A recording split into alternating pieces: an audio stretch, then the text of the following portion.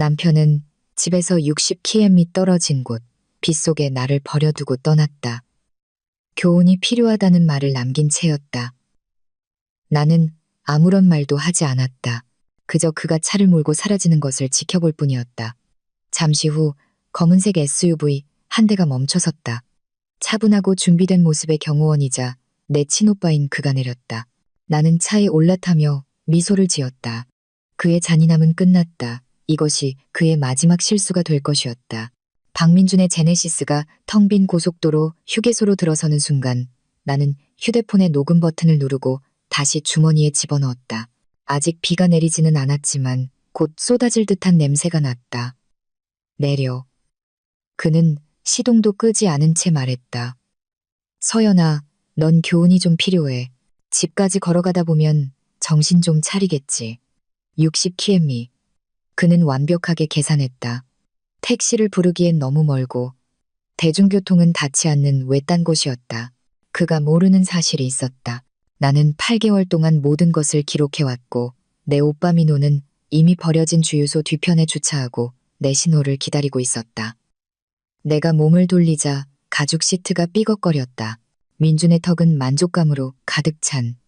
그가 자신의 사모펀드에서 특히 무자비한 거래를 성사시켰을 때 짓던 익숙한 표정으로 굳어 있었다. 3시간 전 우리는 청담동의 고급 한우 레스토랑에서 결혼기념일을 축하하고 있었다. 그런데 지금 그는 공동계좌에서 500만 원이 사라진 이유를 물었다는 이유로 나를 외진 고속도로에 버리고 있었다. 진심으로 이러는 거야? 나는 휴대폰이 모든 단어를 녹음하도록 목소리를 침착하게 유지했다. 행동에는 결과가 따르는 법이야. 서연아, 넌 내 뒤에서 몰래 내 회계사에게 전화해서 편집증적인 질문으로 나를 창피하게 만들었어. 빗속을 좀 걷다 보면 이 집안의 돈을 누가 관리하는지 다시금 깨닫게 되겠지. 나는 집에 있는 보석함 속 진주 귀걸이를 생각했다. 이틀 전 우리 침대 밑에서 발견된 나은의 귀걸이. 그 일, 500만 원은 아마 그녀에게 예쁜 선물을 사주는 데 쓰였을 것이다. 하지만 나는 그 얘기를 꺼내지 않았다. 아직은 아니었다. 모든 것은 민호 오빠와 내가 연습한 대로 정해진 순서대로 일어나야 했다. 폭풍우가 올 거야. 나는 어두워지는 하늘을 가리키며 말했다. 그럼 걷기 시작하는 게 좋을걸. 그의 손가락이 핸들을 두드렸다. 지금 당장 사과하고 네가 틀렸다고 인정하지 않는 이상 말이야. 6개월 전이었다면 나는 사과했을 것이다. 6개월 전 나는 여전히 이 결혼을 구할 수 있다고 믿었다. 그것은 그의 회사 장부를 이중으로 관리한다는 것을 발견하기 전, 의문의 인출이 있기 전, 그가 우리의 자산을 자신만이 통제할 수 있는 계좌로 서서히 옮기고 있다는 것을 알기 전의 일이었다. 내가 질문을 시작하자마자 그는 포악해졌다. 오늘 밤은 그의 행동이 격화된 것이지만 동시에 그의 실수이기도 했다. 걸어갈게. 나는 문을 열며 말했다. 똑똑한 선택이네. 집에 도착할 때쯤이면 내 자리가 어딘지 기억하게 될 거야. 나는 금이 간 아스팔트 위로 발을 내디뎠다. 휴게소는 수년 동안 버려져 있었고 창문이 판자로 막힌 어두운 건물과 잡초가 무성한 주차장만 덩그러니 남아있었다. 민주는 이곳에 고립된 환경을 의도적으로 선택했다. 그는 지난주에 이곳을 지나가며 아무렇지 않게 언급했었다. 여기서 길을 잃는다고 상상해봐. 사방이 허우벌판이잖아. 바로 그때 나는 그가 무엇을 계획하고 있는지 알았다. 제네시스의 엔진 소리가 조수석 창문을 통해 울렸다. 그가 휴대폰을 확인하는 것이 보였다. 아마도 나은에게 임무를 완수했다고 문자를 보내는 것이리라. 그러고는 낡은 포장도로에서 타이어가 살짝 긁히는 소리를 내며 차를 몰고 떠났고 나는 점점 짙어지는 어둠 속에 홀로 남겨졌다. 나는 그의 후미등이 모퉁이를 돌아 사라지는 것을 보며 60까지 세었다. 그러고 나서 민호 오빠의 검은색 산타페가 숨겨져 있는 버려진 주유소를 향해 차분히 걸어갔다. 오빠가 우산과 커피가 든 보온병을 들고 내렸다. 전부 녹음했어? 그가 물었다. 한마디도 빠짐없이 내 자리를 기억해야 한다. 고까지 했어. 나는 녹음을 멈추며 휴대폰을 꺼내 보였다. 민호는 고개를 저었다. 3년 동안 그가 널 통제하는 걸 지켜보는 것만으로도 충분히 힘들었어. 그런데 이건 그가 텅 빈 휴게소를 가리키며 말했다. 이건 명백한 유기죄야. 박 변호사가 이 녹음 파일을 보면 아주 좋아할 거야. 나는 고맙게 커피를 받아들었고 따뜻함이 손을 통해 퍼져나가는 것을 느꼈다. 이제 굵은 빗방울이 갈라진 콘크리트에 부딪히며 비가 내리기 시작했다. 아침이 되면 민주는 내가 폭풍우 속에서 밤새도록 걷고 상처받고 굴욕을 당했을 것이라 생각할 것이다. 그는 내가 문 앞에 웅크리고 앉아 용서를 구걸할 준비가 되어 있기를 기대할 것이다. 최 회계사님은 준비되셨어? 내가 물었다. 저녁 내내 계좌를 감시하고 있었어. 오늘 오후에 그가 500만 원을 이체하는 순간 모든 것을 문서화했지. 법의학적 회계감사는 2년 전까지 거슬러 올라가. 그는 해외 계좌로 돈을 빼돌리고 있었어. 아마 충분히 숨기고 나면 너와 이혼할 계획이었을 거야.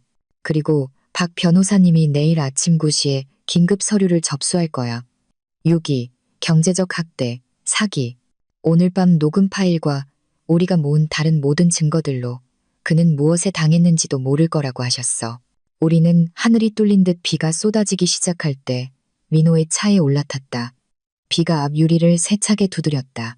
나는 아내를 제자리에 돌려놓았다는 잔인한 교훈에 만족하며 집으로 운전하고 있을 민준을 생각했다. 아마 축배를 들며 위스키 한 잔을 따르고 있을지도 모른다. 그는 8개월 전 그가 처음 돈을 숨기기 시작했을 때 내가 나만의 팀을 꾸렸다는 사실을 전혀 알지 못했다. 민호는 보안 업그레이드를 가장하여 우리 집 전체에 카메라를 설치했다. 금융학대 사건을 전문으로 하는 법의학 회계사인 최윤아 씨는 모든 돈의 흐름을 추적해왔다. 서울에서 가장 무자비한 이혼 전문 변호사 중 한 명인 박서진 변호사는 이제 3개의 상자를 채울 만큼의 사건 파일을 구축해 놓았다. 집 녹화 영상은 성공적으로 업로드됐어. 민호가 휴대폰을 확인하며 말했다. 지난 화요일 네가 친정에가 있는 동안 나은을 집으로 데려온 영상도 확보했어. 내 침대를 사용했더군. 차가운 무언가가 가슴속에 자리 잡는 것을 느꼈다. 상심은 아니었다. 그건 몇 달 전에 지나갔다. 이것은 단단하고 수정 같은 결이었다. 그는 한동안 이걸 계획해왔어. 내가 말했다. 격화되는 행동, 재정적 통제, 친구들로부터의 고립, 전형적인 학대 패턴이지. 박 변호사 말로는 판사들은 아내를 벌주기 위해 버리는 남편들을 좋게 보지 않는다고 했어.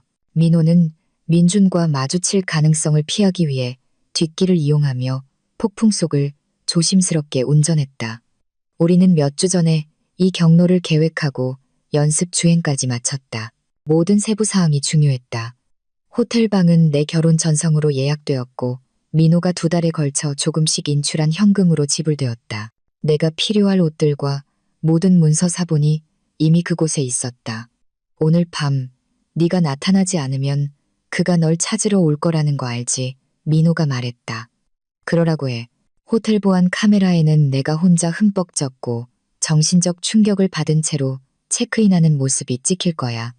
프런트 직원은 내가 눈물 때문에 거의 말을 잇지 못했다고 증언할 거고 박 변호사님이 정확히 어떻게 말하고 행동해야 하는지 지도해줬어. 우리가 도시로 향하는 동안 빗줄기는 더욱 거세졌다. 민주는 지금쯤 집에 도착해서 2번째 술잔을 기울이며 나은에게 전화해 나에게 교훈을 가르쳐준 것을 자랑하고 있을 것이다. 내일 아침 그는 망가진 나를 발견할 것으로 기대하며 잠에서 깰 것이다. 대신 그는 자신의 자산이 동결되고 사무실이 잠기고 최 회계사가 밝혀낸 그의 사모펀드 장부의 불일치에 대해 논의하기를 기다리는 금융감독원 조사관들을 마주하게 될 것이다. 이거 감당할 수 있겠어? 호텔이 보이자 민호가 물었다. 나는 3년 전 민준이 체계적으로 내 삶을 해체하기 전에 독립적이고 성공적이었던 내 모습을 생각했다. 휴대폰에 담긴 그의 차가운 목소리, 폭풍 속에서 60km를 걸어가라고 말하던 그 목소리를 생각했다.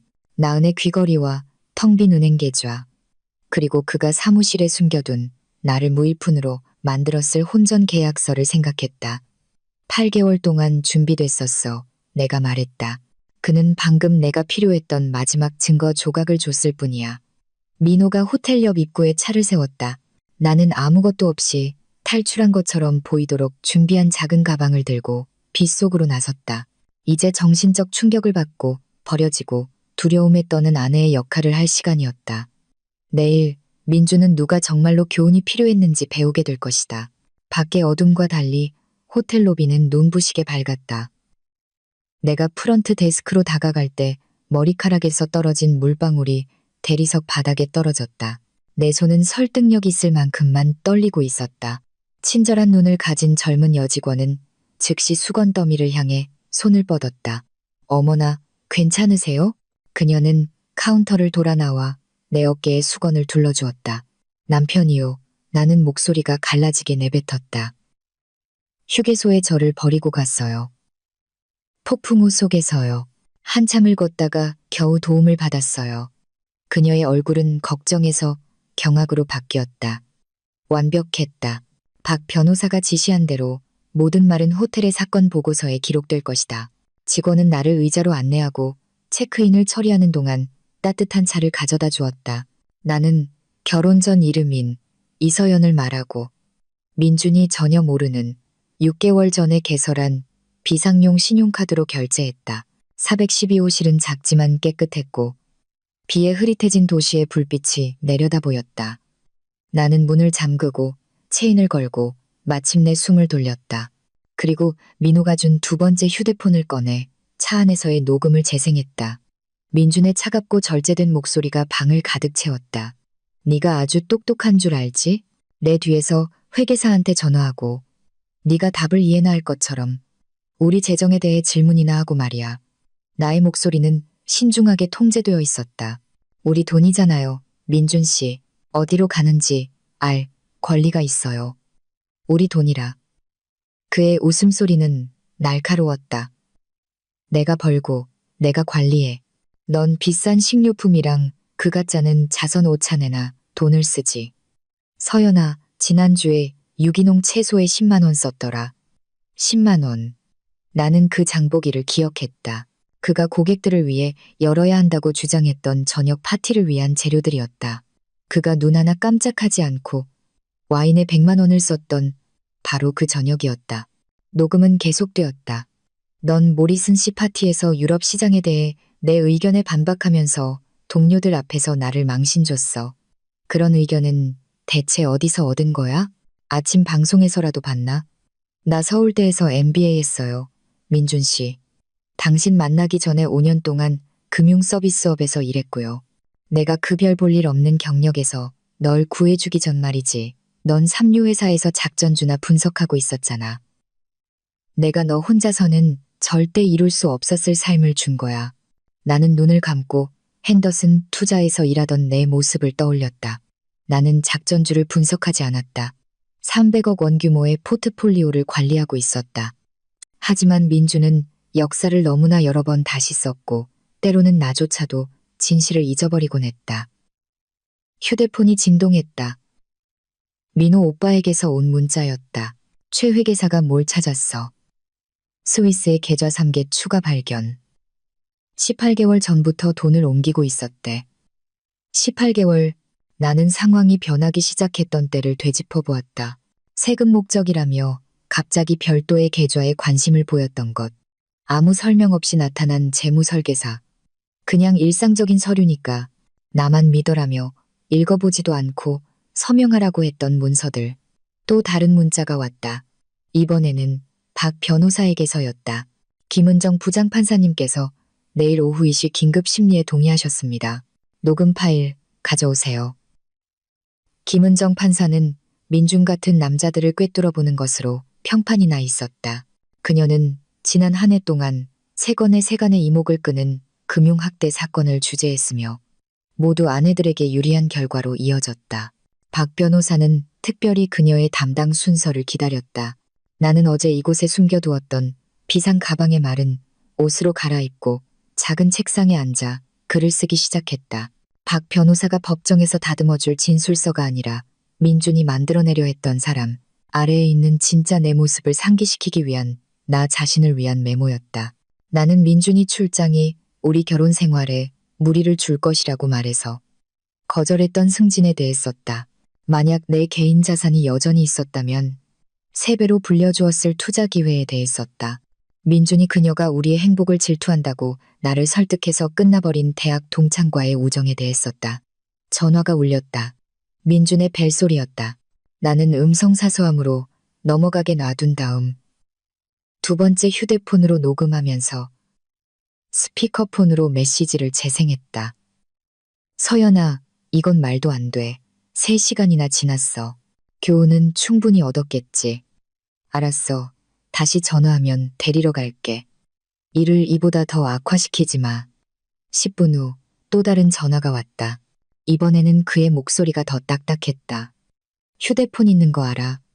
유치하게 굴지 말고 전화해. 날 걱정시키려는 거라면 소용없어. 난 자러 갈 거야. 알아서 집에 오든지. 하지만 나는 그의 목소리에 초조함이 섞여 있음을 들을 수 있었다. 무언가 잘못되었다는 것을 깨닫기 시작한 것이다. 이전 같았으면 나는 벌써 전화를 걸고 사과하고 기어 돌아왔을 것이다. 나의 침묵이 그의 각본을 깨고 있었다. 자정에 나은이 전화했다. 나는 번호를 거의 알아보지 못했지만 무언가 때문에 조용히 전화를 받았다. 여보세요, 서연 씨. 그녀의 목소리는 불확실했다. 민준 씨가 전화해보라고 했어요. 걱정하고 있어요. 2분이 싸웠고 서연 씨가 전화를 받지 않는다고요. 미안해하고 집에 돌아왔으면 좋겠다고 전해달래요. 민준은 절대로 사과하거나 잘못을 인정하는 사람이 아니었다. 그가 자신의 내연녀를 보내 가짜 사과를 전달하게 했다는 것은 그가 얼마나 평정심을 잃었는지를 보여주었다. 나는 말없이 전화를 끊었다. 새벽 1시가 되자 15분마다 전화가 걸려왔다. 민준, 그의 어머니, 심지어 그의 사업 파트너인 재성이까지. 나는 그들의 번호, 시간, 점점 더 광란에 가까워지는 메시지 등 모든 통화를 기록했다. 버려진 아내는 구조를 간절히 바라는 모습이어야지. 무선 침묵을 유지해서는 안 되었다. 나는 룸서비스로 수프와 샐러드, 와인 한 잔을 주문하고 그 카드로 결제했다. 영수증이 내가 식사를 할 만큼 침착했다는 것을 보여주게 하라. 민준이 예상했던 대로 내가 무너지지 않았다는 것을 기록하게 하라. 새벽 2시 30분. 나를 미소 짓게 하는 문자가 도착했다. 민준이 아니라 우리 이웃인 김 여사님으로부터였다. 민준 씨가 차고 앞에서 손전등으로 서연 씨 차 밑을 보고 있네. 그러더니 급하게 차 몰고 나갔어. 무슨 일 있니? 그는 내 차를 찾고 있었다. 민호 오빠가 이틀 전에 시내 건너편 장기 주차장으로 옮겨놓은 것을 모른 채 내가 떠날 계획을 하고 있었다는 또 다른 증거. 그의 유기가 단지 내 계획을 앞당겼을 뿐이라는 증거였다. 나는 커튼을 젖히고 도시 위로 몰아치는 폭풍을 바라보았다. 저 밖 어딘가에서 민주는 완벽하게 통제되던 자신의 세계가 미끄러져 나가고 있다는 것을 깨닫기 시작하고 있었다. 그는 나에게 권력과 위치에 대한 교훈을 가르쳤다고 생각했다. 내일 주식시장이 열리고 그가 자신의 해외 계좌가 동결된 것을 발견했을 때, 사무실에서 그의 출입카드가 작동하지 않을 때, 금융감독원 조사관들이 최 회계사가 밝혀낸 비리에 대한 질문을 들고 나타났을 때, 그는 누가 누구를 정말로 가르치고 있었는지 이해하게 될 것이다. 비는 마치 뚫고 들어오려는 듯 창문을 세차게 두드렸다. 8개월간의 계획, 기록, 그리고 그를 파멸시킬 사건을 구축하는 동안 순종적인 아내인 척했던 모든 것이 이 순간 그가 자초한 이 완벽한 폭풍으로 이어졌다. 나는 긴급 심리를 위해 적절히 괴로워 보이는 모습을 해야 한다는 것을 알기에 알람을 7시로 맞췄다. 박 변호사가 정오에 만나 준비를 도와줄 것이지만 지금 이 몇 시간 동안은 나는 어둠 속에 앉아 3년 동안 경험하지 못했던 어떤 것을 느꼈다. 자유. 아침 7시 정각 호텔 커튼 사이로 아침 햇살이 비집고 들어왔다. 하지만 나는 5시부터 깨어 있었다.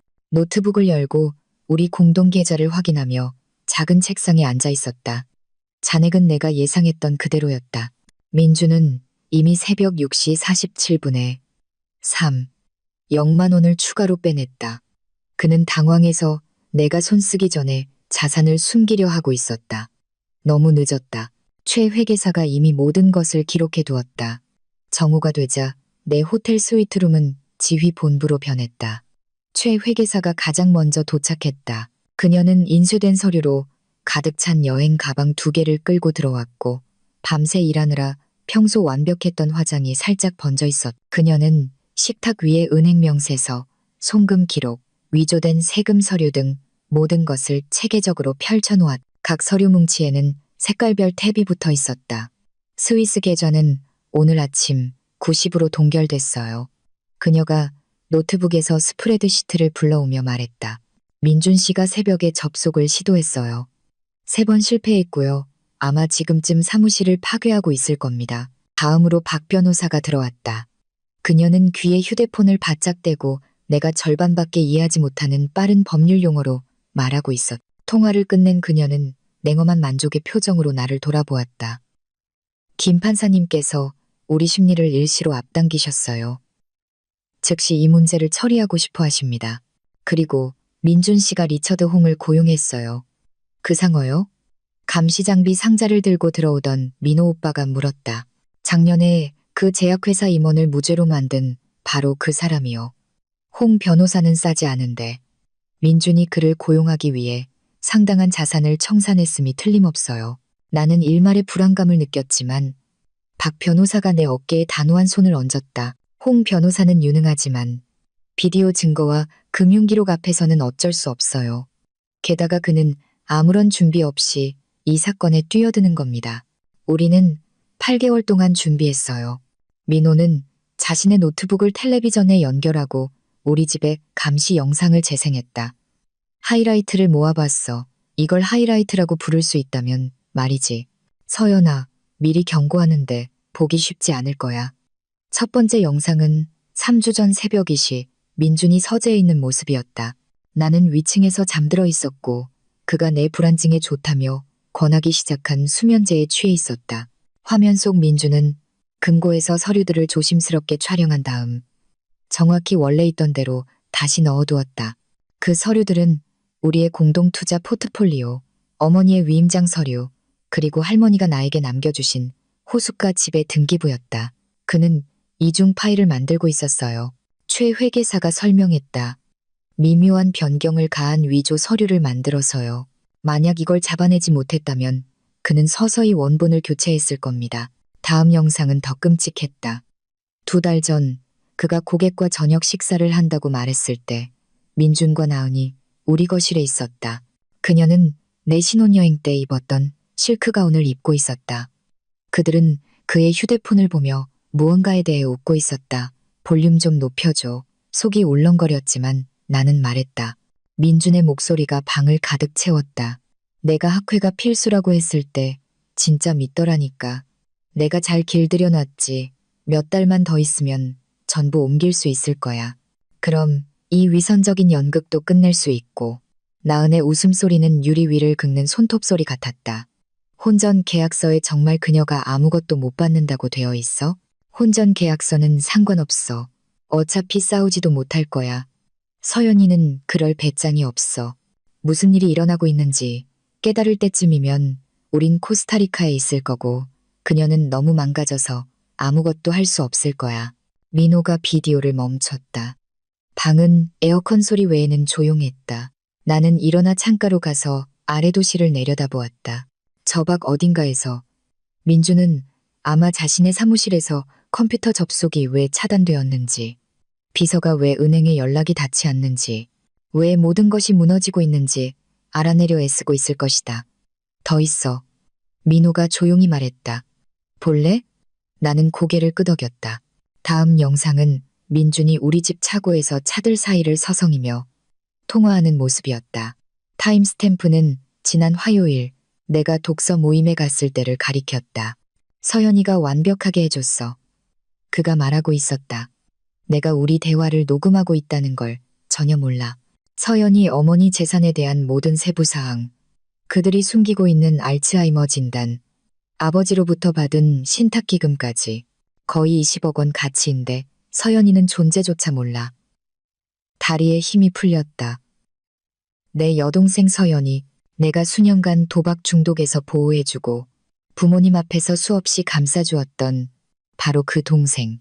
그녀가 민준에게 우리 가족에 대해, 내가 존재조차 몰랐던 돈에 대해 정보를 흘리고 있었다. 언제 그녀에게 연락했어? 내 목소리는 거의 속삭임에 가까웠다. 최 회계사가 통화 기록을 보여주었다. 첫 접촉은 13개월 전입니다. 정기적인 통화는 10개월 전부터 시작됐고요. 항상 서연 씨가 집에 없을 때였습니다. 그는 그녀의 빚을 갚아주는 대가로 정보를 얻어왔습니다. 박 변호사가 시계를 확인했다. 30분 후에 법원으로 출발해야 합니다. 서연 씨, 준비되셨어요? 오늘 글을 볼 준비요. 나는 창가에서 돌아섰다. 먼저 나머지를 보여줘. 모든 걸 알아야겠어. 민호가 다른 폴더를 클릭했다. 이건 그의 사무실 컴퓨터에서 나온 거야. 오늘 아침 민준의 접근이 차단되기 전에 IT 부서에 내 정보원이 빼냈어. 화면은 6개월 전 날짜의 민준과 그의 변호사 간의 이메일로 가득 찼다. 제목은 새 출발 프로젝트였다. 안에는 나를 정신적으로 의심하게 만드는 심리적 전술, 나를 빈털터리로 만들기 위한 재정적 조치, 심지어 소송 중에 나를 더 수능적으로 만들기 위해 점차적으로 정서적 학대를 증가시키는 제안까지, 나와 이혼하기 위한 상세한 계획이 들어있었다. 한 문장이 눈에 띄었다. 핵심은 그녀가 미쳐가고 있다고 믿게 만드는 것이다. 일관되게 가스라이팅하고 물건을 숨기고 대화를 부인하고 그녀의 기억을 반박하라. 우리가 소송을 제기할 때쯤이면 그녀는 효과적으로 싸우기에는 너무 불안정해져 있을 것이다. 나는 지난 한 해 동안 민준이 내가 이를 잘못 기억하고 있다고 말했던 모든 순간들을 생각했다. 내가 만들었지만 그가 한 번도 말해주지 않았다고 잡아떼던 저녁 식사 예약, 부모님 댁 방문에 대한 대화가 아예 없었다고 주장하던 그, 사라졌다가 이상한 곳에서 다시 나타나던 보석들. 나는 내가 미쳐가고 있다고 생각하며 몰래 일들을 적기 시작했다. 그는 각본을 따르고 있었던 것이다. 이 변호사, 더글라스 씨는 한 배우자가 다른 배우자를 무일푼으로 만들고 싶어하는 고액 이혼, 소송을 전문으로 합니다. 박 변호사가 말했다. 그는 현재 변호사협회에서 윤리 위반으로 조사를 받고 있습니다. 최 회계사가 마지막 문서를 꺼내 보였다. 이것이 오늘 아침 우리가 긴급 신청을 하게 된 계기입니다. 민준 씨는 당신을 버리기 직전인 어제 오후 자신의 사모펀드 고객 계좌에서 파나마의 개인 계좌로 40억 원을 이체했습니다. 그는 아무도 알아채기 전에 더 많은 시간이 있을 거라고 생각했음에 틀림없습니다. 그는 도망치고 있었던 거야. 이해가 밀물처럼 밀려오며 내가 말했다. 그 유기는 단지 통제에 관한 것이 아니었어. 그는 무언가 조여오고 있다는 것을 알고 있었던 거야. 어제 아침 금융감독원에 그의 펀드 보고의 비정상적인 점에 대한 익명의 제보가 접수되었습니다. 박 변호사가 희미한 미소를 지으며 말했다. 나는 그녀를 바라보았다. 최 회계사님이요. 사실 그녀가 횡령을 문서화한 이상 우리는 신고할 의무가 있었습니다. 민준의 범죄의 무게는 엄청났다. 이것은 단지 우리의 결혼이나 그의 불륜에 관한 것이 아니었다. 그는 고객 계좌를 약탈하고 탈출을 준비하는 동안 나를 방패막이로 이용한 범죄자였다. 내가 3년 동안 침대를 함께 쓴 남자는 나뿐만 아니라 그들의 은퇴 자금을 그에게 맡겼던 수십 명의 무고한 투자자들을 파멸시킬 수 있는 사람이었다. 김 판사님께서 이 모든 것을 보셔야 해요. 나는 힘을 모으며 말했다.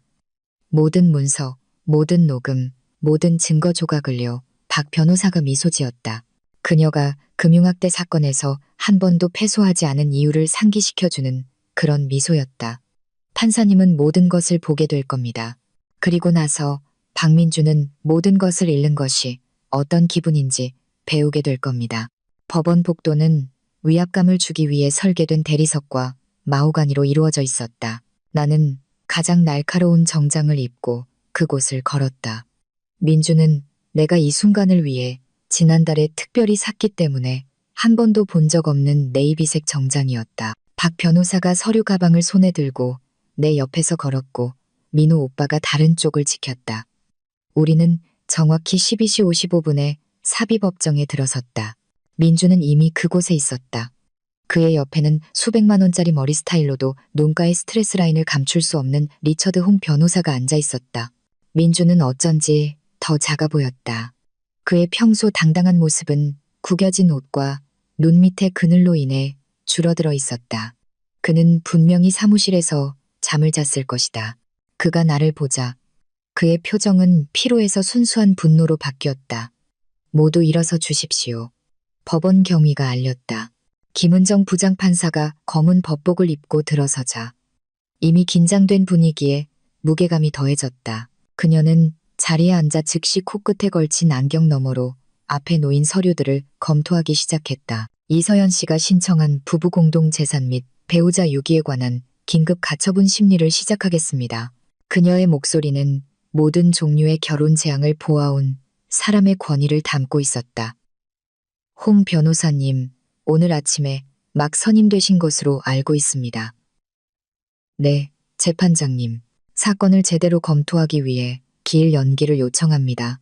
기각합니다. 피신청인은 어젯밤 위험한 상황에서 아내를 유기한 혐의를 받고 있습니다. 시간이 촉박합니다. 그녀는 박 변호사를 향해 돌아섰다. 변호인, 증거를 제시하십시오. 박 변호사는 비단처럼 부드럽게 일어섰다. 재판장님, 어제 오후 8시 47분경 박민준 씨는 심한 폭풍우가 몰아치는 가운데 집에서 60km 떨어진 휴게소에 고의로 아내를 유기했습니다. 사건 당시의 음성 녹취 파일이 있습니다. 그녀는 법정 스피커를 통해 녹음 파일을 재생했다. 민준의 차갑고 명료한 목소리가 공간을 가득 채웠다. 넌 교훈이 좀 필요해. 서연아. 집까지 걸어가다 보면 정신 좀 차리겠지. 나는 민준의 얼굴이 하얗게 질리는 것을 보았다. 홍 변호사가 몸을 기울여 맹렬하게 속삭였다. 민준은 손을 휘저으며 고개를 저었다. 뿐만 아니라 박 변호사가 말을 이었다. 박민준 씨는 18개월 동안 체계적으로 부부 공동재산을 은닉해왔습니다. 총 100억 원에 달하는 해외 계좌와 그의 사모펀드에서 40억 원을 횡령한 증거를 확보했습니다. 이에 있습니다. 홍 변호사가 일어섰다. 이는 입증되지 않은 주장입니다. 그럼 입증해보죠. 박 변호사가 차분하게 은행 서류 더미를 내밀었다. 증거자료 가오부터 바오까지입니다. 재판장님. 모두 박민준 씨가 아내의 인지나 동의 없이 스위스 계좌로 송금한 내역입니다. 김 판사는 서류를 검토했고 페이지를 넘길수록 그녀의 표정은 점점 어두워졌다. 박민준 씨, 어젯밤 아내를 유기했습니까? 민준이 넥타이를 바로잡으며 일어섰다. 재판장님, 오해가 있었습니다. 아내와 다툼이 있었고, 예, 아니오로 답하세요. 박민준 씨, 저는 그녀를 휴게소에 두고 왔습니다만 폭풍우 속에서 집에서 60km 떨어진 곳에서요. 그녀는 휴대폰이 있었어요. 누구든 부를 수 있었죠. 판사의 눈썹이 치켜 올라갔다. 참으로 사려 깊으시군요. 그녀는 다시 박 변호사를 돌아보았다. 계속하세요. 박 변호사는 법정 화면에 재무 기록을 띄웠다. 박민준 씨는 또한 비서인 나은 씨와 불륜 관계를 유지하며 부부 공동 자금으로 선물과 여행 경비를 충당했습니다.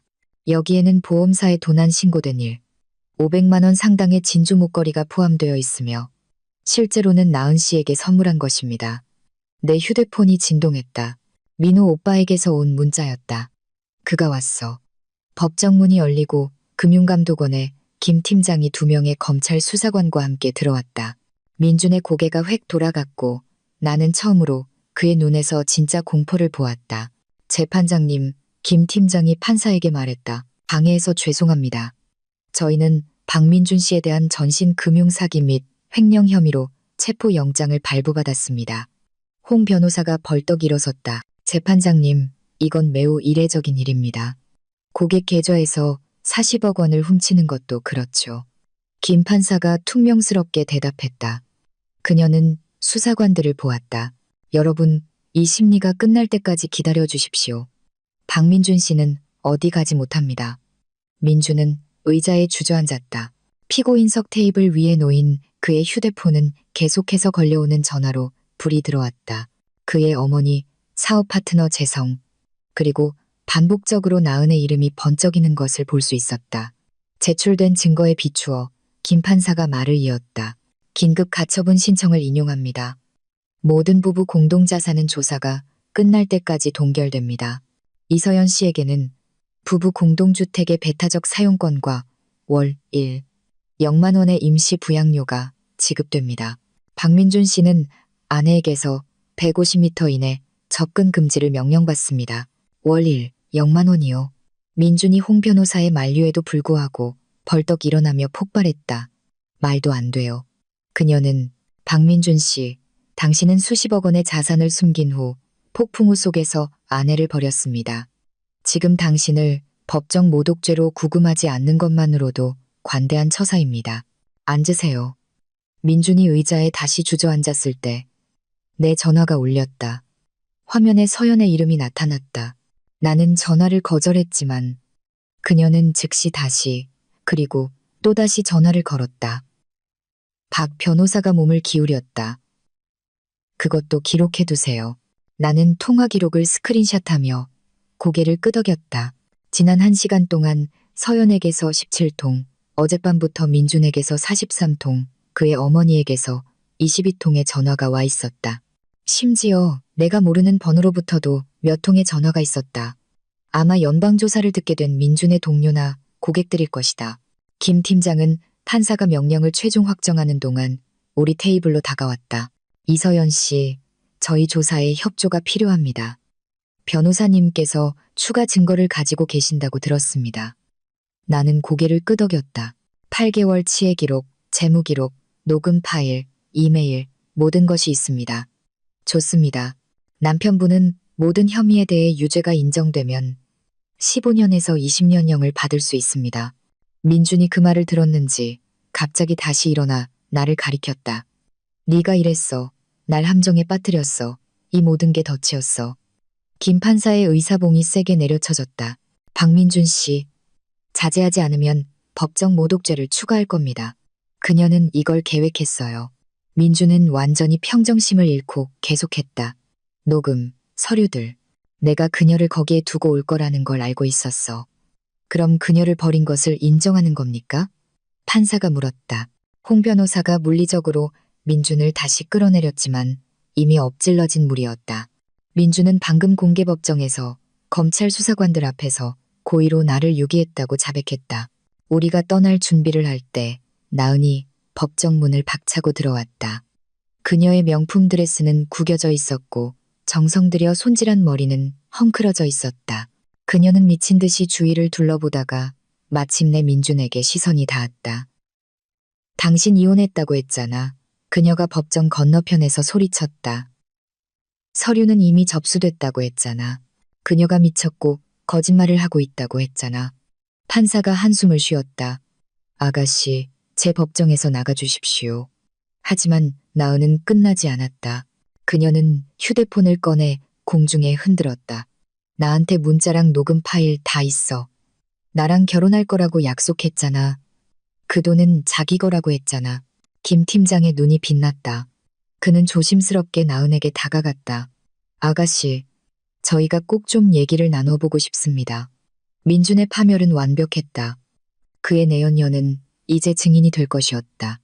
그의 자산은 동결되었다. 검찰 수사관들은 그를 체포하기 위해 기다리고 있었다. 그리고 그가 공들여 쌓아 올린 이미지는 1시간도 채 안 되어 무너져 내렸다. 우리가 밖으로 걸어나갈 때 민준은 수사관들에게 인계되고 있었다. 내 휴대폰이 마지막 메시지로 진동했다. 민준의 어머니였다. 이제 만족하니? 하차는 질투심 때문에 좋은 사람을 망쳐놓고 나는 답장 없이 삭제했다. 그녀의 아들이 좋은 사람이 아니었다는 것을. 그는 그저 발각된 범죄자였다는 것을 그녀도 곧 알게 될 것이었다. 그리고 그를 파멸시킨 것은 내가 아니었다. 그가 스스로를 파멸시킨 것이었다. 우리가 나타났을 때 법원 계단은 기자들로 붐볐다. 누군가 이야기를 흘린 것이었다. 아마도 재계뉴스에서 민준의 이름을 알아본 법원석이었을 것이다.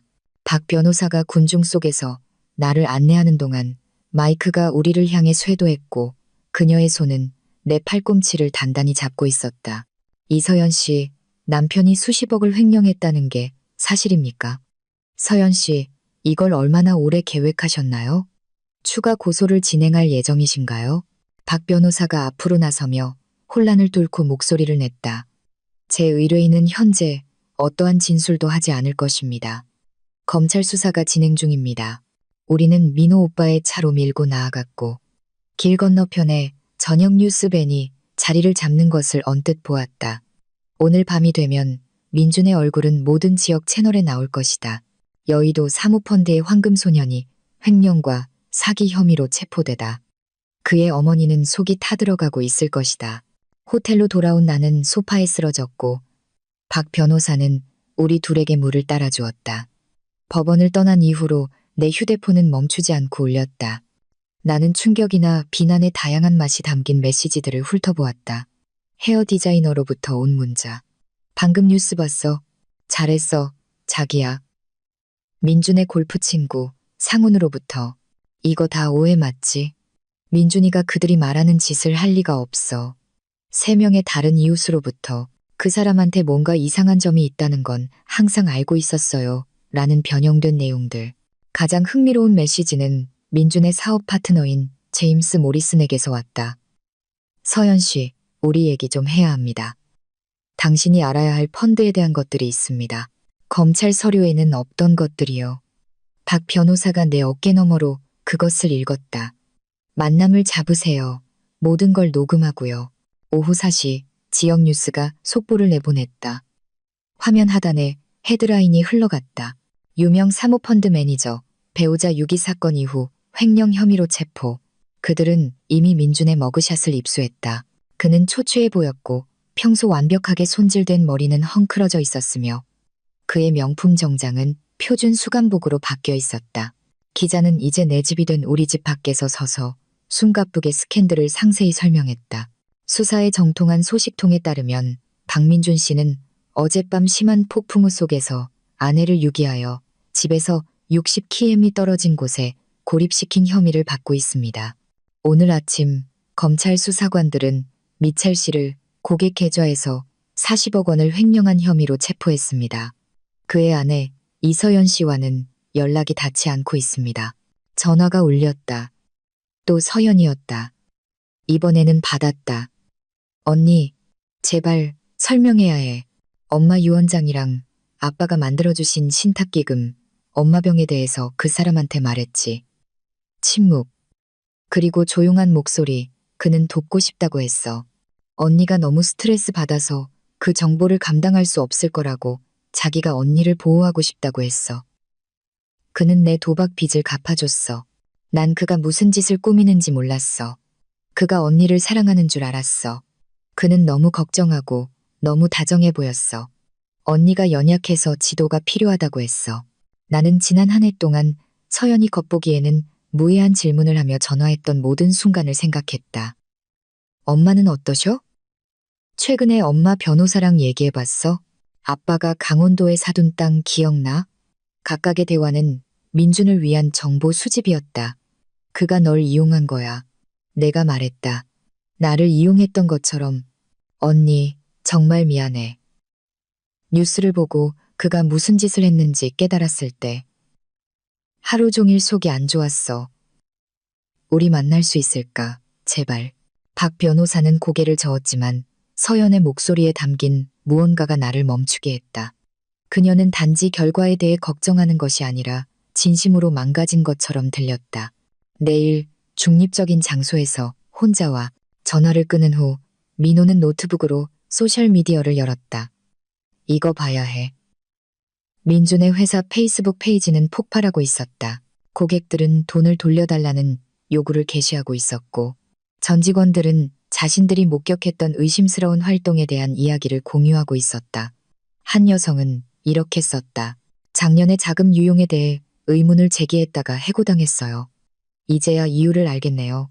하지만 가장 치명적인 타격은 나은에게서 나왔다. 그녀는 인스타그램에서 폭주하며 그들의 문자 대화 스크린샷, 훔친 돈으로 자금을 댄 여행 사진, 그리고 민준이 어떻게 나를 악역으로 믿게끔 조종했는지를 상세히 설명하는 긴 글을 게시했다. 그는 아내가 정서적으로 불안정하다고 말했어요. 그녀는 썼다. 그녀가 이혼을 거부하고 만약 그가 떠나면 파멸시키겠다고 위협한다고 했어요. 저는 그가 너무 설득력 있고 너무 세련되었기 때문에 모든 말을 믿었어요. 저는 바보였지만 그는 조종의 대가였어요. 사진들은 치명적이었다. 파리로 가는 1등석에 앉아 샴페인 잔을 들고 있는 민준과 나은. 우리가 5주년을 축하했던 바로 그 멕시코 리조트에 있는 민준과 나은. 우리 침대에 있는 민준과 나은. 그녀는 실제로 그 사진을 올렸지만 인스타그램은 신속하게 삭제했다. 오후 6시가 되자 민준의 어머니는 변호사를 통해 성명을 발표했다. 박 변호사는 웃음을 거의 참지 못하며 그것을 소리내어 읽었다. 저희 가족은 이러한 주장에 충격을 금할 수 없습니다. 우리는 이것이 금전적 이득을 노리는 복수심에 불타는 배우자에 의해 조작된 조직적인 공격이라고 믿습니다. 박민주는 돈 때문에 그와 결혼한 계산적인 여성에게 희생된 지역 사회에 존경받는 일원입니다. 법정에서 모두가 그녀가 한 말을 들었는데도 정말 그 각도로 나갈 셈인가? 민호가 물었다. 내 전화가 다시 울렸다. 이번에는 모르는 번호였다. 박 변호사의 조언을 무시하고 받았다. 이서연 씨, 저는 매일 경제신문의 패트리샤 황입니다. 저희는 부티크 사모펀드의 체계적 사기에 대한 기사를 준비 중입니다. 남편분의 사건은 저희가 조사해온 더 큰 패턴의 일부입니다. 당신의 경험을 공유해 주실 의향이 있으신가요? 박 변호사가 전화를 받았다. 이서연 씨의 변호사입니다. 모든 언론 문의는 제 사무실로 직접 해주시기 바랍니다. 그녀는 전화를 끊고 나를 돌아보았다. 내일이면 이건 전국적인 뉴스가 될 겁니다. 민주는 자신만 파멸시킨 게 아니에요. 그는 부패한 펀드 매니저들의 전체 네트워크를 무너뜨리고 있습니다. 검찰이 수사를 확대하고 있어요. 나는 창가로 걸어가 도시의 불빛을 내려다보았다. 구치소 어딘가에서 민주는 아마 홍 변호사와 만나 이 상황을 어떻게 포장할지 궁리하고 있을 것이다. 하지만 비디오 증거, 녹음된 자백, 그리고 수십억 원의 훔친 돈을 포장할 방법은 없었다. 내 휴대폰이 마지막 메시지로 불이 켜졌다. 민준의 가장 큰 고객인 데이비드 브레넌에게서 온 것이었다. 이서연 씨, 저희 피해자들 중 몇몇이 남편을 상대로 민사소송을 진행하고 있다는 것을 알아주셨으면 합니다. 하지만 저희는 분명히 하고 싶습니다. 당신은 우리의 목표가 아닙니다. 저희는 당신 또한 피해자라는 것을 알고 있습니다. 사실 저희는 당신이 목격한 것에 대해 증언해 주셨으면 합니다. 그 아이러니는 완벽했다. 민주는 내가 금융을 이해하기에는 너무 어리석고 사업을 파악하기에는 너무 순진하다고 몇 년 동안 말해왔다. 이제 그의 전 고객들은 그를 완전히 무너뜨리는데 도움이 될 내 증언을 원하고 있었다. 해가 서울 위로 지면서 하늘을 정의의 색으로 물들일 때 나는 민준의 공개적인 몰락이 이제 막 시작되었음을 깨달았다. 내일은 더 많은 헤드라인, 더 많은 폭로, 그리고 그들의 돈을 맡겼던 남자에 대한 이야기를 들고 더 많은 사람들이 앞으로 나설 것이다. 하지만 오늘 밤 3년 만에 처음으로 나는 그의 발소리, 그의 기분, 나를 작게 만들기 위해 고안된 그의 잔인한 말들에 더 이상 두려워하지 않으며 평화로운 침묵 속에 앉아 있었다. 비 속에 나를 버렸던 남자는 자신만의 폭풍을 만들었고 이제 그는 그 속에서 익사하고 있었다. 다음 날 아침 예상치 못한 노크 소리가 호텔 문에서 들려왔다. 문틈으로 보니 평소 완벽했던 모습이 완전히 무너진 채 복도에 서 있는 서연이 보였다. 그녀의 손은 가슴에 마닐라 봉투를 꼭 쥔 채 떨리고 있었고 눈은 울어서 빨갛게 부어 있었다. 나는 문을 열었지만 안으로 들어오라고 하지는 않았다. 우리 중립적인 장소에서 만나기로 했잖아. 기다릴 수가 없었어, 언니. 제발. 오늘 오후에 검찰이 나를 조사하기 전에 지금 당장 언니가 알아야 할 것들이 있어. 민호 오빠가 경계하며 보호적인 태도로 옆방문간에 나타났다. 나는 그에게 괜찮다고 고개를 끄덕인 후 서연을 안으로 들였다. 그녀는 소파 가장자리에 앉아 떨리는 손가락으로 커피 테이블 위에 봉투를 놓았다. 민준 씨가 처음 연락한 건 13개월 전이었어. 그녀가 거의 속삭이는 목소리로 시작했다. 그는 도박에 대해 알고 있었어. 어떻게 알았는지는 모르지만 내가 아주 무서운 사람들에게 6천만 원을 빚지고 있다는 걸 알았어. 그는 그냥 우리 가족 재정에 대한 몇 가지 질문에 답해주면 아무것도 묻지 않고 전부 갚아주겠다고 제안했어. 그리고 넌 동의했지. 내 목소리는 평탄하고 절제되어 있었다. 절박했어. 그들은 내 직장에 찾아가서 내 경력을 망치겠다고 협박했어. 민준 씨는 진심으로 돕고 싶어 하는 것 같았어. 그는 언니가 너무 자존심이 강해서 부모님께 돈을 부탁하지 않을 거라고 했어. 뒤에서 가족 문제를 해결해서 언니를 놀라게 해주고 싶다고 했지. 그녀는 봉투를 열고 인쇄된 이메일 더미를 꺼냈다. 이게 우리 대화 내용이야. 하나도 빠짐없이. 어젯밤 그가 정말로 무슨 짓을 하고 있었는지 깨닫고 전부 인쇄했어. 나는 1년여 전 날짜에 첫 번째 이메일을 집어들었다. 민준의 어조는 따뜻하고 걱정스럽고 심지어 오빠 같았다. 그는 더 나은 남편이 되고 싶고 나를 더 잘 지원하기 위해 우리 가족의 역학을 이해하고 싶다고 썼다. 그 조종은 능수능란했다. 그는 특히 엄마에게 관심이 많았어. 서연이 말을 이었다. 엄마의 건강, 정신 상태, 재정에 대해 알고 싶어 했어. 나는 그가 엄마를 위해 좋은 일을 계획하고 있다고 생각했어. 어쩌면 더 나은 치료비를 대준다거나 네가 알츠하이머에 대해 말해준 거구나. 서연은 눈물을 흘리며 고개를 끄덕였다. 엄마는 언니한테 말하지 말라고 약속하게 했어. 언니가 걱정하는 걸 원치 않으셨어. 민준 씨가 너무 까다로워서 언니도 스트레스가 충분하다고 하셨지. 하지만 그는 너무 끈질겼고 너무 다정했어. 그가 징후를 알아차렸고 돕고 싶다고 했어. 나는 계속 읽었다.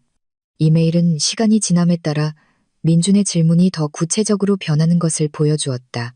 부모님이 소유한 부동산은 무엇인지, 신탁은 있는지, 유언 집행인은 누구인지, 서연은 시아주버니가 우리 가족을 더 잘 돌볼 수 있도록 돕고 있다고 믿으며 모든 것에 답했다.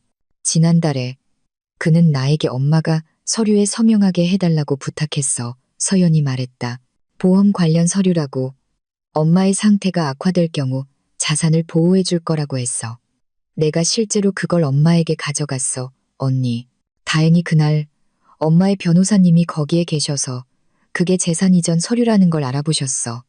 그때부터 뭔가 잘못됐다는 걸 깨닫기 시작했어.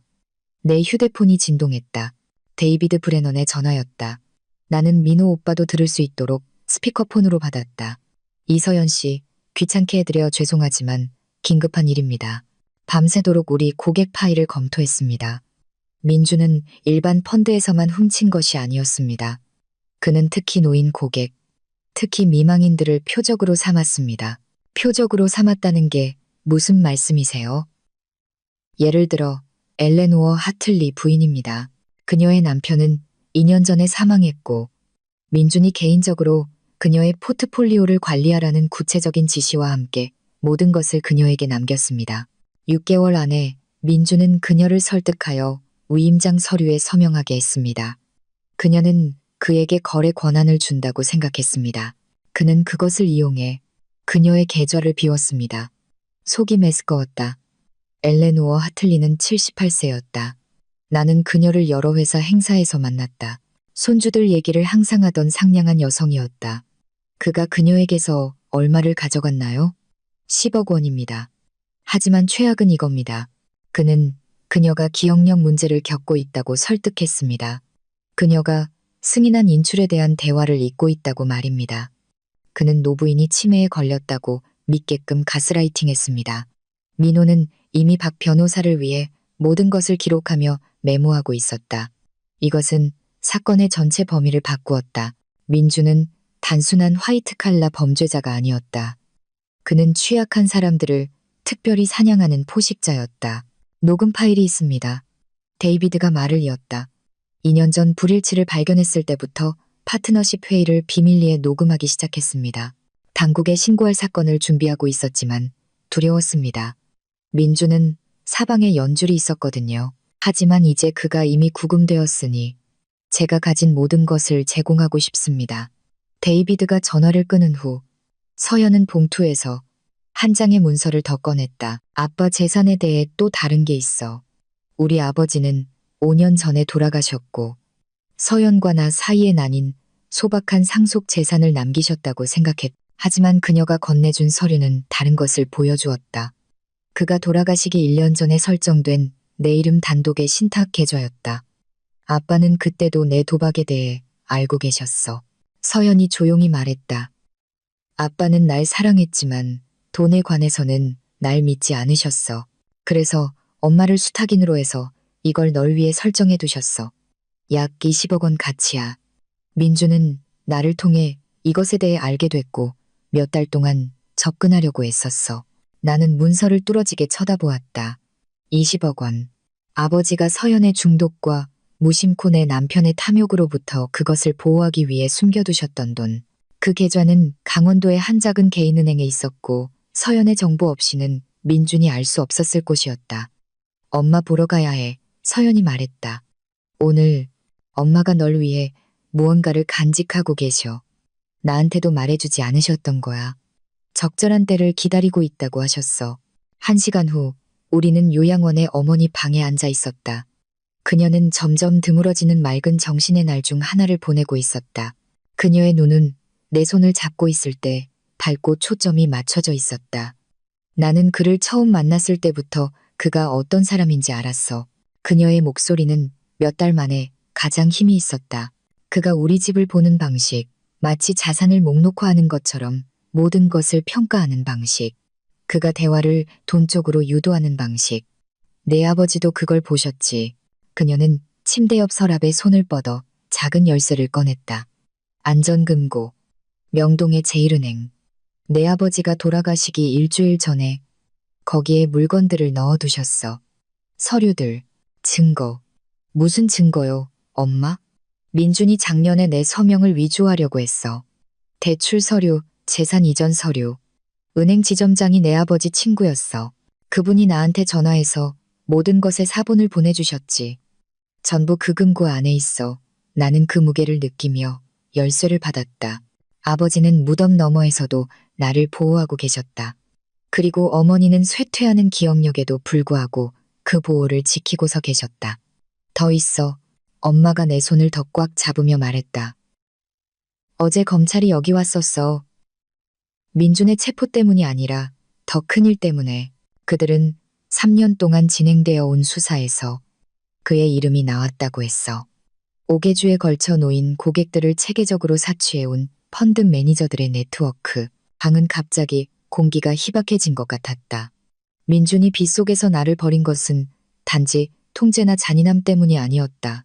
그는 검찰이 좁혀오고 있다는 것을 알고 있었. 그는 모든 것이 무너졌을 때 나를 방패나 희생양으로 이용할 수 있다고 생각했기 때문에 내가 망가지고 순종적이기를 원했. 그는 네가 반격할 거라고는 전혀 예상하지 못했어.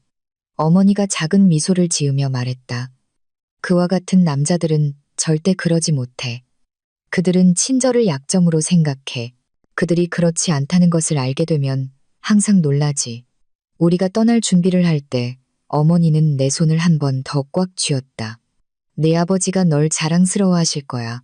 넌 민준이 상상했던 것보다 훨씬 강해. 요양원에서 차를 몰고 나오며 서연이 내 옆에 있고 민호 오빠가 그의 차로 뒤따라오는 동안 나는 민준이 쌓아 올린 속임수의 층들을 생각했다. 각각의 폭로는 그의 범죄성의 또 다른 층을 벗겨냈다. 그는 단지 나쁜 남편이나 부패한 펀드 매니저가 아니었다. 그는 수십 명의 삶을 파괴한 금융학대 거미줄의 중심이었다. 하지만 그는 한 가지 치명적인 실수를 저질렀다. 그는 빗속에 남겨둔 여자가 그곳에 망가지고 패배한 채로 남아있을 것이라고 가정했다. 대신 그녀는 그가 다른 사람들의 고통 위에 쌓아 올린 모든 것을 씻어낼 폭풍이 되었다. 명동의 제1은행은 오래된 돈과 더 오래된 비밀의 요새처럼 서 있었다. 서연은 차에서 기다렸고 민호 오빠는 어머니가 지켜온 안전금고가 온도 조절 금고에서 기다리고 있는 안으로 나와 동행했다. 폴슨 지점장은 아버지를 잘 기억했고 그가 중요한 일의 일부라는 것을 이해하는 사람의 경건함으로 열쇠를 다루었다. 금고 안에는 내 손을 떨게 만드는 서류 더미가 놓여 있었다. 6개월 전 날짜에 내 서명이 위조된 대출 신청서. 민준이 내 동의 없이 팔려고 했던 할머니의 호숫가 집 재산 이전 서류. 내 이름으로 개설되었지만 민준이 통제했던 한 번도 본 적 없는 계좌의 은행 명세서. 아버지는 어떻게든 모든 것의 사본을 입수하셨다. 그의 필체로 된 포스트잇이 각 서류가 무엇을 의미하는지 설명하고 있었다. 위조된 위임장에 붙은 한 메모는 간단히 이렇게 쓰여 있었다. 그는 모든 것을 가져가려 할 것이다. 그렇게 두지 마라. 나는 멍한 침묵 속에 앉아 있었고 민호는 모든 페이지를 촬영했다. 민준의 배신의 범위는 물에 퍼지는 잉크처럼 계속 확장되었다. 이것은 단지 우리의 결혼이나 심지어 훔친 수십억에 관한 것이 아니었다. 그는 나의 재정적 존재를 체계적으로 지우고 나를 완전히 그에게 의존하게 만들거나 더 나쁘게는 필요하다면 그의 범죄를 나에게 뒤집어 씌우기 위해 노력하고 있었다. 4개월 후 나는 민준의 형사재판 첫날 연방법원에 들어섰다. 언론의 관심은 그의 체포 이후 더욱 거세졌다. 뉴스밴이 거리를 따라 늘어섰고 기자들은 내가 대답하지 않는 질문들을 외쳤다. 나는 우리의 공동 옷장 안을 한 번도 본 적 없는 차콜 그레이색 정장을 입었다. 이 순간을 위해 특별히 구입한 것이었다. 전문적이고 위험 있고 내가 망가지지 않았다는 것을 보여줄 만큼 비쌌다. 민주는 더 이상 제대로 맞지 않는 정장을 입고 피고인석에 앉아 있었다. 그는 구치소에서 살이 빠졌고 그의 예전 완벽한 머리는 어색하게 자라 있었다. 법정 건너편에서 우리 눈이 마주쳤을 때 나는 미소 지었다. 그가 내 소비에 대해 잔소리할 때 아침 커피 너머로 그에게 주던 바로 그 평온한 미소였다. 하지만 이제 그 미소는 내가 아는 모든 것과 그가 곧 잃게 될 모든 것의 무게를 담고 있었다. 담당 검사인 마이클 토레스 부장검사는 사건을 체계적으로 설명했다. 12건의 전신 금융 사기, 2건의 노인 학대, 1건의 금융 범죄 공모, 증거는 압도적이었다. 조작된 장부, 숨겨진 계좌, 위조된 서류, 민준이 고객으로부터 돈을 훔치는 것을 명시적으로 논의하는 녹음된 대화. 11일 동안 증인들이 차례로 증언대에 섰다. 노인 고객들은 민준이 그들이 이해하지 못하는 서류에 서명하도록 어떻게 설득했는지 설명했다. 전 직원들은 기록을 위조하라는 지시를 받았다고 증언했다.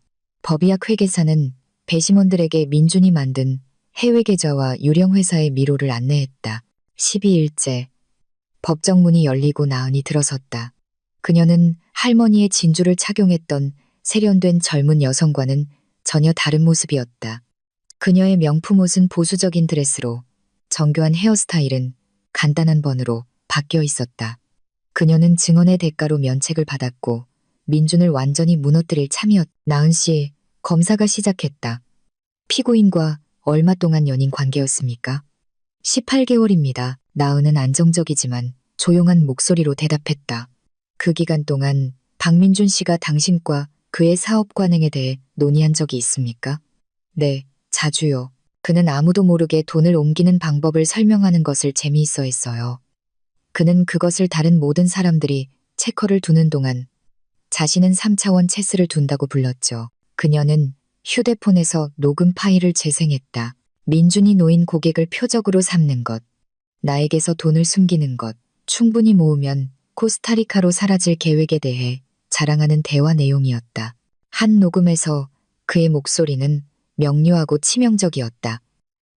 서연이는 완벽한 위장막이야. 상냥하고 잘 믿고 질문도 안 해. 무슨 일이 일어나고 있는지 알아챌 때쯤이면 난 떠나고 없을 거고 그녀는 모든 걸 뒤집어 쓰게 될 거야. 하지만 나은의 가장 파괴적인 폭로는 그녀의 증언 막바지에 나왔다. 체포되기 3주 전에 민주는 나도 버릴 계획이라고 말했어요. 그는 코스타리카에 다른 여자가 있었어요. 온라인에서 만난 사람이었죠. 그는 아내를 버렸던 것처럼 나도 버릴 작정이었어요. 민준의 얼굴에 떠오른 표정은 그가 나에게 안겨준 모든 고통의 순간을 보상할 만한 가치가 있었다. 그의 턱이 떨어졌다. 그의 변호사가 미친 듯이 그의 귀에 속삭였지만 이미 엎질러진 물이었다. 그의 내연녀는 방금 그가 그녀를 포함한 모든 사람을 이용하고 있었다는 것을 폭로했다. 다음 날은 또 다른 충격을 가져왔다. 크리스토퍼 월시라는 젊은 남자가 증언대에 섰다. 22세에 민준과 같은 날카로운 턱선과 계산적인 눈을 가진 검사는 그의 신원을 신속하게 확인했다. 민준이 20년 넘게 존재를 숨겨온 대학 시절 관계에서 낳은 아들이었다. 제 어머니는 22년 동안 박민준 씨로부터 돈을 받아왔습니다. 크리스토퍼가 증언했다. 제 존재에 대해 침묵하는 대가로 월 200만 원씩이요. 그녀는 그 돈이 그의 고객 계좌에서 나왔다는 것을 보여주는 기록을 가지고 있습니다. 나는 민준이 의자에서 움츠러드는 것을 보았다. 크리스토퍼가 말을 이었다. 그는 어머니에게 만약 그의 가족에게 연락하거나 공개적으로 알리면 그녀의 평판을 파괴하고 다시는 금융계에서 일하지 못하게 하겠다고 말했습니다. 그녀는 그 위협을 서면으로 가지고 있습니다. 검사는 민준이 약탈해온 바로 그 계좌에서 정기적으로 지급되었음을 보여주는 22년치의 은행 기록을 제시했다. 그는 호사와 탈출을 위해서뿐만 아니라 그의 과거 증거를 숨기기 위해 노인 고객들로부터 돈을 훔치고 있었던 것이다. 민준의 변호인은 이것이 편파적이고 금융범죄와 무관하다고 주장하며 이의를 제기하려 했지만 김 판사는 기각했다.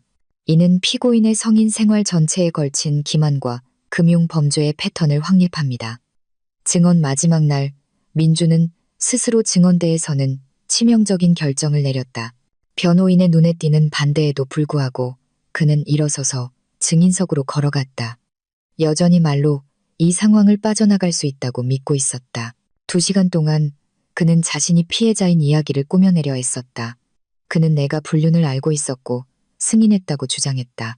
그는 노인 고객들이 모든 거래를 승인했다고 주장했다. 그는 자신을 단지 약간의 회계 실수를 저지른 뛰어난 금융 전문가로 묘사했다. 그때 검사가 반대 신문을 시작했고 민준의 평정심은 압력 아래의 얼음처럼 금이 갔다. 녹음 파일에 직면했을 때 그는 맥락에서 벗어난 것이라고 주장했다. 위조된 서류를 보여주자 내가 그것들을 만들었을 수도 있다고 암시했다. 크리스토퍼의 어머니에게 지급된 입막음, 돈의 증거를 제시받았을 때 그는 실제로 이렇게 말했다. 그것은 제 사업과 무관한 개인적인 문제였습니다. 배심원단은 3시간도 채 안 되어 심의를 마쳤다. 배심원장이 평결을 읽기 위해 일어섰을 때 나는 한쪽으로는 민호의 손을, 다른 쪽으로는 박 변호사의 손을 잡았다. 제1항 전신금융사기에 대해 피고인에게 유죄를 판결합니다. 제2항 전신금융사기에 대해 피고인에게 유죄를 판결합니다. 그들이 15번째 항목에 이르렀을 때 민준은 머리를 손에 파묻었다. 모든 혐의에 대해 유죄.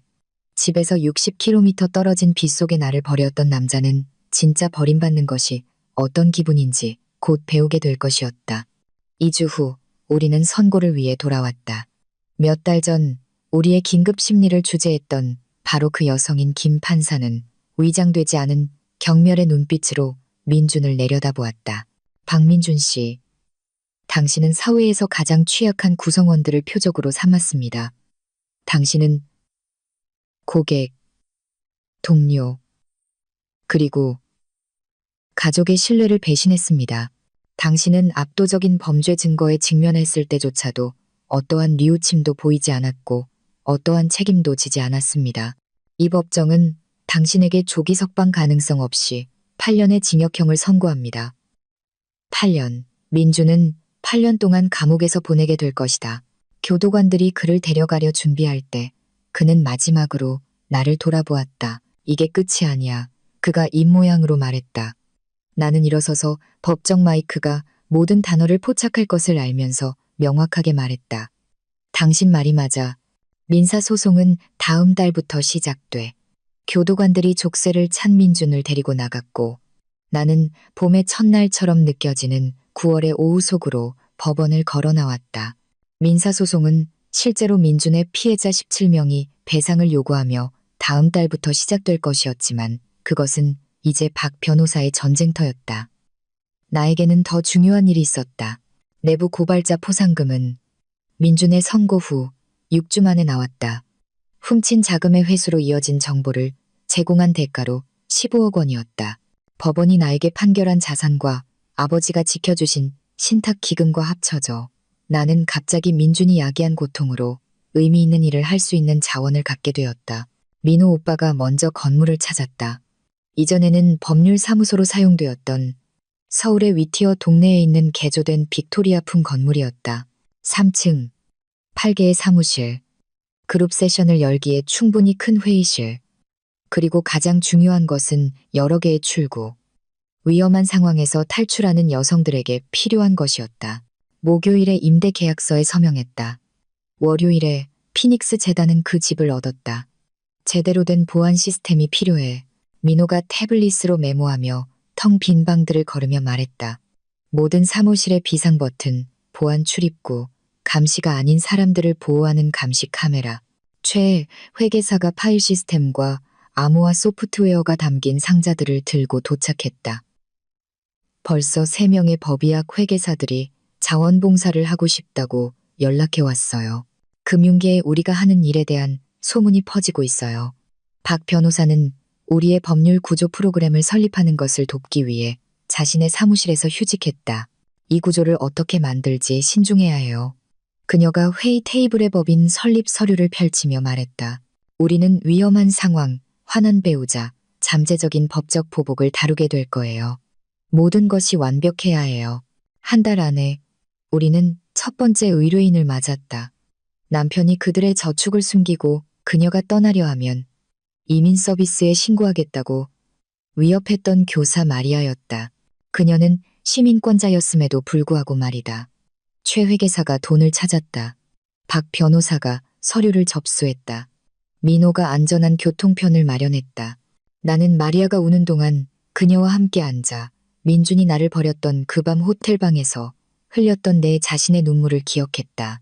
서연은 3개월 동안 술을 끊고 평화의 제물로 도넛 상자를 들고 비 오는 화요일에 재단에 도착했다.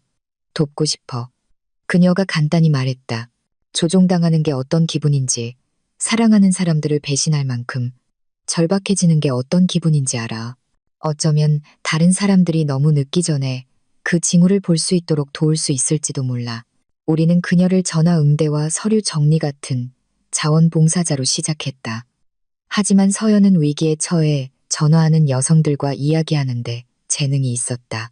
그녀는 때때로 훈련받은 상담사들조차 놓치는 절망과 수치심을 이해했다.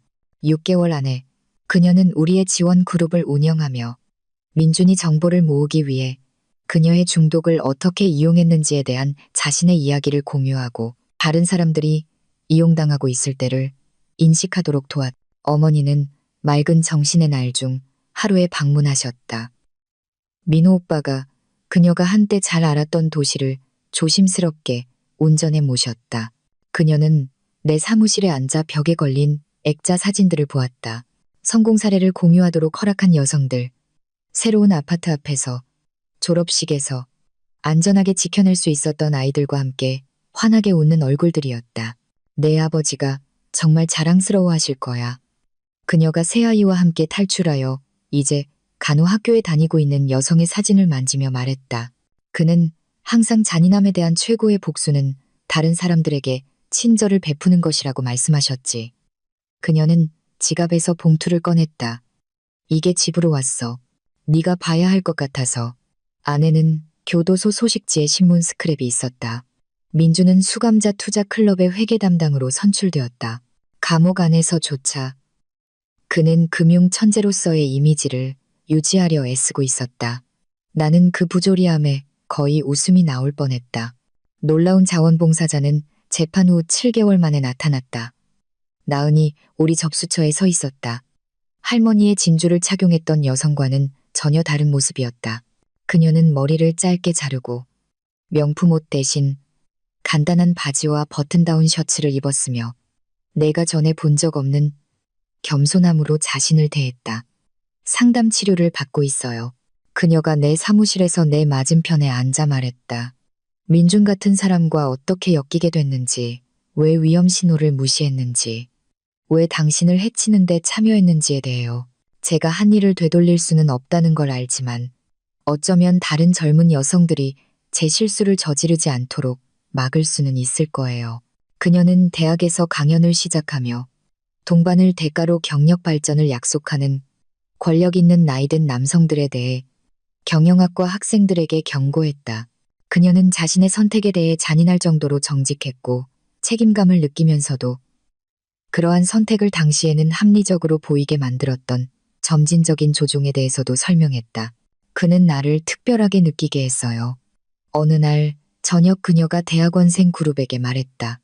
마치 내가 내 나이의 다른 여성들보다 더 똑똑하고 세련된 것처럼요. 내가 그의 게임에서 또 다른 희생자일 뿐이라는 것을 깨달았을 때 저는 출구를 보기에는 너무 깊이 빠져 있었어요. 민준의 선고 후 1년 재단의 편지 한 통이 도착했다. 그의 필체는 교도소 편지지 위에서도 여전히 완벽했다. 네 페이지에 걸친 악담, 그의 몰락을 내 탓으로 돌리고 내가 처음부터 모든 것을 조작했으며 그를 함정에 빠뜨렸다고 주장하는 내용이었다. 그는 자신이 인지한 모든 사소한 모욕, 이제 와서 보니 내 계획의 일부였다고 깨달은 모든 순간을 나열했다. 마지막 줄은 이랬다. 네가 교훈을 얻었기를 바란다. 나는 그 편지를 전문적으로 액자에 넣어 내 학위 및 자격증 바로 옆 사무실 벽에 걸었다. 의뢰인들이 그것에 대해 물을 때 나는 진실을 말했다. 네, 저는 교훈을 얻었습니다. 누군가가 그들의 잔인함을 통해 자신이 누구인지를 보여줄 때 그들을 믿어야 한다는 것을 배웠습니다. 인내와 계획이 수년간의 학대를 극복할 수 있다는 것을 배웠습니다. 가장 중요한 것은 누군가가 당신을 부수려고 할 때 가장 좋은 대응은 부서지지 않는 사람이 된 다음 그 힘을 이용해 다른 사람들을 들어 올리는 것이라는 것을 배웠습니다. 그 휴게소의 밤으로부터 18개월 후 나는 감사카드로 뒤덮인 벽을 바라보며 사무실에 서 있었다. 87명의 여성이 피닉스 재단을 통해 안전을 찾았다. 어떤 이들은 단지 법률 자문과 재정 법의학적 조언이 필요했다. 다른 이들은 완전한 탈출 계획, 안전가옥, 그리고 새로운 신분이 필요했다. 각자 어떤 식으로든 망가진 채 도착했고 갇혔다고 상황이 절망적이라고 확신했다. 민준이 사기를 쳤던 미망인 엘레노어 하틀리는 우리의 가장 큰 기부자가 되었다. 그녀는 민사소송을 통해 돈의 대부분을 회수했고 우리의 비상쉼터 프로그램을 후원하겠다고 고집했다. 그 남자는 내가 정신을 잃고 있다고 설득하려 했어요. 그녀가 우리의 기금 모금 행사에서 말했다. 서연 씨는 내가 실제로는 내 힘을 찾고 있다는 것을 보여주었어요. 밖에서는 다시 비가 내리고 있었고 희망과 두 번째 기회를 품은 빅토리아풍 건물의 창문을 두드렸다. 나는 집에서 60km 떨어진 그 밤을 생각했다. 민준이 나를 부쉈다고 확신하며 차를 몰고 떠나는 동안 폭우 속에서 있었던 그 밤을. 그는 나에게 권력과 통제, 내 자리를 아는 것에 대해 가르치고 있다고 생각했다. 대신 그는 잔인함이 스스로의 파멸을 만들고 모든 행동에는 결과가 따르며 때로는 빗속에 버린 사람이 이미 폭풍이 오는 것을 보고 그에 따라 준비했다는 것을 나에게 가르쳐 주었다.